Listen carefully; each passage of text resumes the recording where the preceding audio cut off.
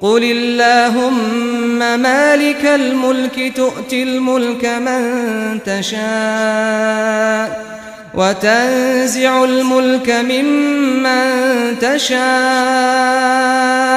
وتعز من تشاء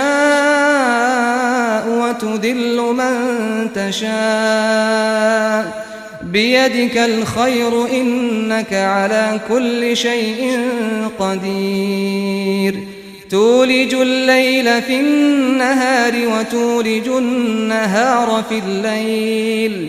وتخرج الحي من الميت وتخرج الميت من الحي وترزق من تشاء بغير حساب لا يتخذ المؤمنون الكافرين أولياء من دون المؤمنين